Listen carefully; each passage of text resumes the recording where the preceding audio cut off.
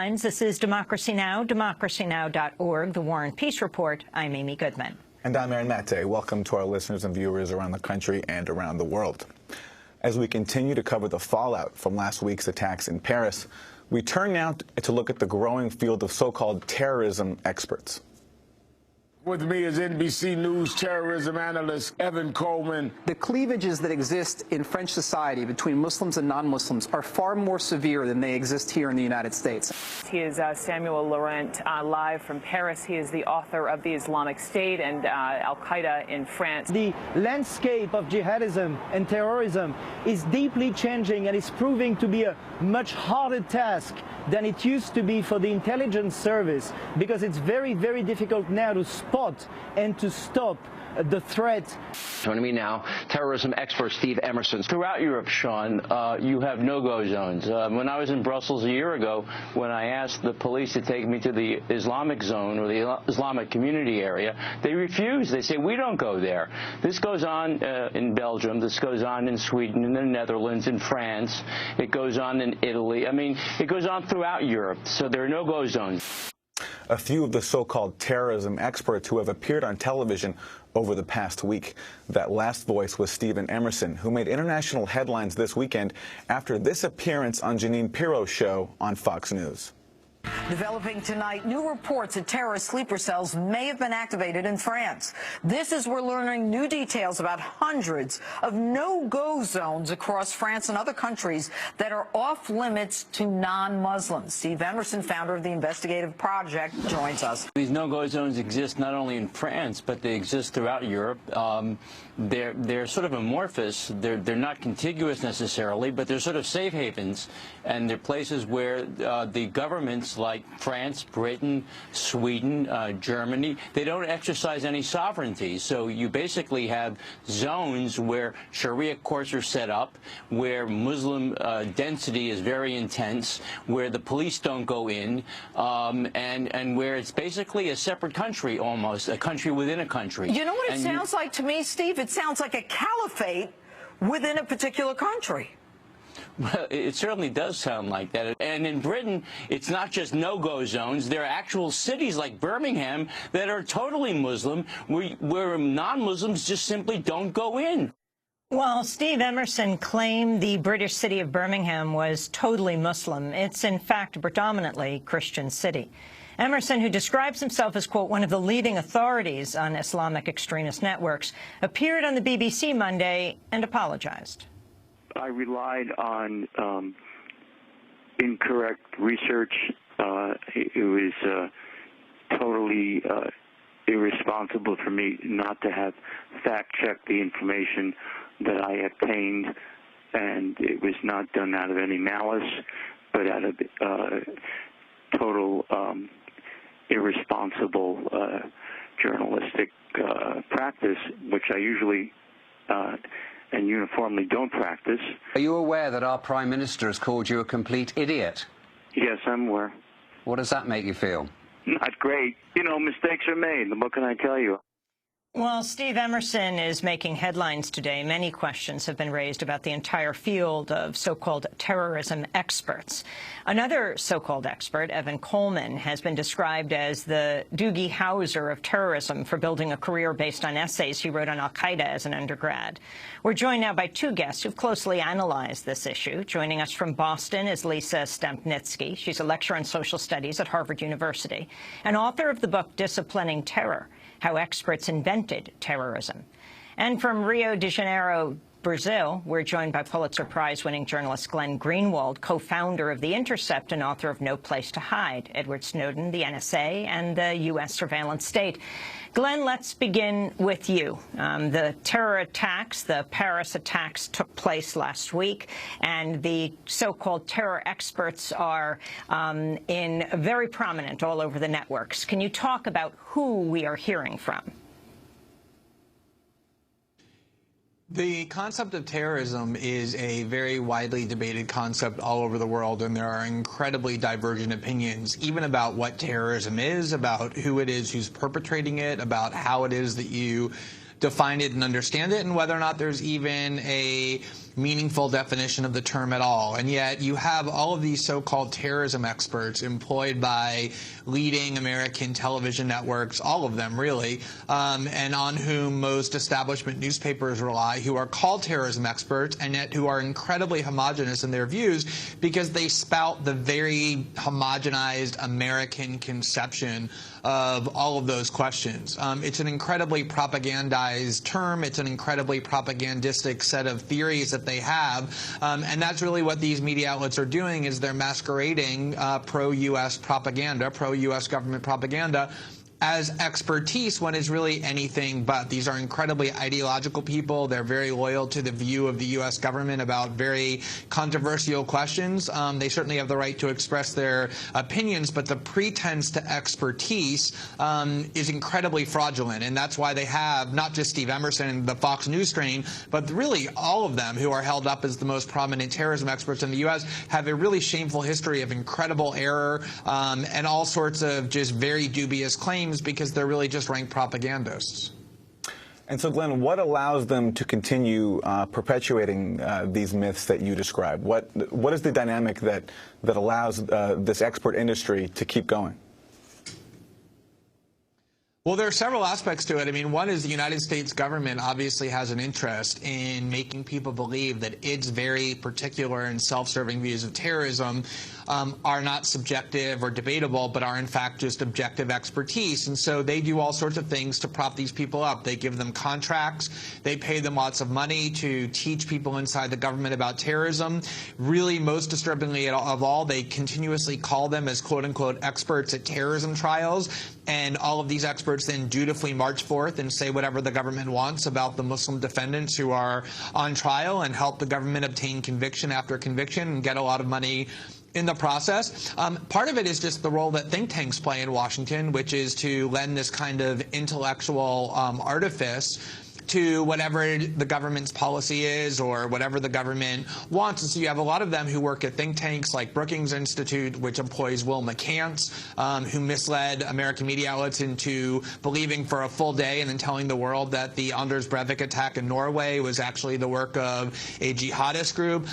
Even the more respectable ones are people who generally spout the conventional orthodoxies of the American government about terrorism, and therefore it's very much in the interest of the U.S. government and these media outlets to continue to depict them not as polemicists and highly opinionated, just participants in debates, but as actual academic experts. And that's where the fraudulent aspect comes in. I want to bring in Professor Lisa Stepnitsky. Again, your book is called Disciplining Terror, How Experts Invented Terrorism. What do you mean by disciplining terror? You carried out one of the first empirical studies of these so-called terror experts on television. That's right. So disciplining terror has a dual meaning. On the one hand, it refers to the attempts of states to get control over the problem of terrorism. On the other hand, it refers to the attempt to develop a discipline of terrorism studies. And that problematic field is the story that I'm telling in the book. And what's your assessment of the merits of this field in terms of its level of expertise and its seriousness? I mean, it's one of the conclusions I draw is that it's a very peculiar field in terms of fields of expertise, because there is no strict boundary around it. There is no control according to who can be an expert. There's no credentialing. And so you have people coming on TV who are just sort of spouting hysteria and not drawing on any real expert knowledge. And even those who are more serious in the field have no ability to regulate who gets called an expert. In 2008, self-described terrorism consultant Evan Coleman was interviewed on the public radio news hour The Takeaway. Host John Hockenberry challenged Coleman on his level of expertise. This is a far-ranging international conspiracy that began, as many as 2 decades ago, involved hundreds of different people spread around, various different places in the world, and it's also based in a language and a culture that, to be honest with you, very few Americans are familiar with. Right, and speaking of that, do you think now that the movie has been played in open court, and you've achieved a certain amount of notoriety, that it might be time to learn Arabic, maybe go to Afghanistan or Pakistan, or familiarize yourself with the culture? I have a degree in Islam, and I do speak some Arabic. I'm not fluent. But in terms of traveling to Pakistan, trying to do this research right now in Pakistan is extremely difficult. Trying to even get into Pakistan right now to do this is extremely difficult. That's Evan Coleman, an NBC News analyst. Glenn Greenwald, your comment. And there are so many of them like that. I mean, he's one of the people called by the U.S. government in these prosecutions, these really dubious prosecutions of American Muslims for really remote charges of material support for terrorism. And his expertise is basically just that he gets called an expert by the U.S. government. And the more he gets called to testify, the more that expertise builds. That's really the only foundation for it, is that some people call him an expert because it's in their interest to do so. There's another one like him, Matthew Levitt, who was profiled in Harper's, who has a long history of unbelievably erroneous claims that he makes in service of this agenda. They get paid a lot of money, too. I mean, he goes on and they go on NBC News. They get held up as a terrorism analyst. They get paid for that. They get called as an expert in court. And yet, as that tape said, and as Lisa said, there's really no foundation for the expertise. There's no PhDs that they have in terrorism studies. There's not even agreement about what the word terrorism means, which is why the old cliche that one man's freedom fighter is another man's terrorist is though cliched, is so resoundingly true. You can have debates about what terrorism is, about who perpetrates it, and yet all of these so-called experts simply assume the answers to those questions, because if they were, for example, to say that the U.S. government is a state sponsor of terrorism by virtue of its support for death squads in El Salvador, or the Contras in Nicaragua, or any of the other groups across the United States, across the world that the United States continues to support, that engages in violence against civilians for political ends, you would immediately have them eliminated. No major network like CNN or MSNBC or NBC would ever call somebody like that a terrorism expert, even though that's a very plausible claim to make. It's an extremely ideological and politicized view that gets called expertise, and they don't even have the basic attributes of what we generally consider that makes somebody an expert. Glenn, do you personally use the word terror, or do you avoid it entirely? I generally avoid it. I mean, you could probably find instances in my writing where I've invoked the term, usually just ironically or to refer to the fact that somebody else is using it. But I do think that until we have an understanding of what the term means, it really is a term that ought to be avoided. There's some amazingly great scholarly research by Remy Berlin, who was at the Sorbonne and then NYU, where he traces essentially the history of this term in political discourse.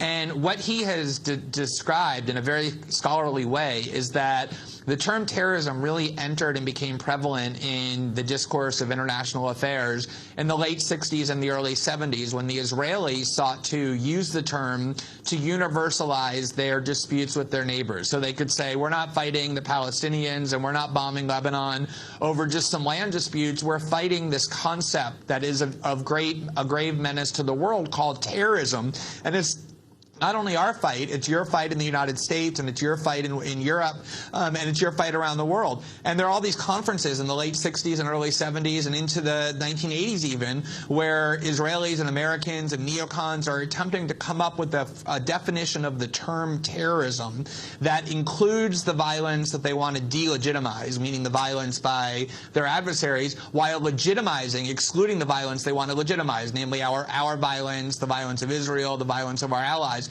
And it was virtually impossible to come up with a definition, and that's why there really is no agreed upon definition. The term is incredibly malleable because it's typically just meant as a term that says any violence we don't like is something we're going to call terrorism. And at this point, it really just means violence engaged in by Muslims against the West. That's really the definition of the term terrorism, the functional definition. It has no fixed definition. Glenn, I remember at the beginning, at the Oklahoma City bombing attack, when two names of Arab men were floated. It turned out they were New York taxi drivers who'd gone to Oklahoma City to renew their licenses. But those names were put out by the media, and then there was the question, was this a terrorist attack? When it turned out it was Timothy McVeigh. Timothy McVeigh, who worked with other people, had all the, all the definition of a terrorist attack. Then it wasn't. Oh, no, it was Timothy McVeigh. And he did this. A white Christian man. No longer did we refer to it as a terrorist attack. Right. I mean, that happens all the time. And first of all, it was Steve Emerson, the very same Steve Emerson who just said that Birmingham was an all-Muslim city, that no non-Muslims can enter, who was working at the time, either at the time for CNN or just afterwards, who went on the air and was the most influential comment shaping what you just described. And he said, the attempt here was to kill as many people as possible, which is a Middle East attribute. And therefore, we should assume or highly speculate that this is likely an attack perpetrated by someone from the Middle East, someone who is Muslim. That's how that narrative actually started. Steve Emerson's career didn't suffer at all from that. But, you know, if you watch how these attacks are discussed, every time there's an attack where the assailant or the perpetrator is unknown, the media will say it's unknown whether or not terrorism is involved. And what they really mean by that is it's unknown whether or not the perpetrator is Muslim. And as soon as they discover that the perpetrator is a Christian or is American, white American, they'll say, we now have confirmation that this is not a terrorist attack. It's something else, someone who's mentally unstable, some extremist, something like that. It really is a term that functionally now means nothing other than Muslims who engage in violence against the West. We have a perfect example right now in Colorado Springs. There was a bomb that was affixed that blew up outside the NAACP. The media is not saying right now, as the man is looked for, there is a search for terrorists going on right now on our own soil in Colorado. Yeah, I remember there was an individual named Joseph Stack who flew an airplane into a government building in Texas, into the side of the IRS, actually. And for the first several hours of the reporting, it was said that the suspicion is that this was a terrorist attack because it was on a government facility. And then when it was discovered that he was actually a right-wing, anti-tax, anti-government American, they said, actually, this isn't a terrorist attack. This is just kind of this crazy person who did this for political ends. You know, I was in Canada about 2 months ago when those two attacks happened. First, one in Quebec, and then the other one at the Parliament in Ottawa. And the first one in the outskirts of Quebec was two people who had waited 2 hours in a car to see a soldier, a Canadian soldier, and then targeted him and ran him over. And that was instantly branded a terrorist attack, even though they purposely avoided targeting civilians and targeted a soldier of a country that is at war. It really is a term that is so muddled and confused in terms of how it's used, and it is used for very specific agendas and very ideological purposes.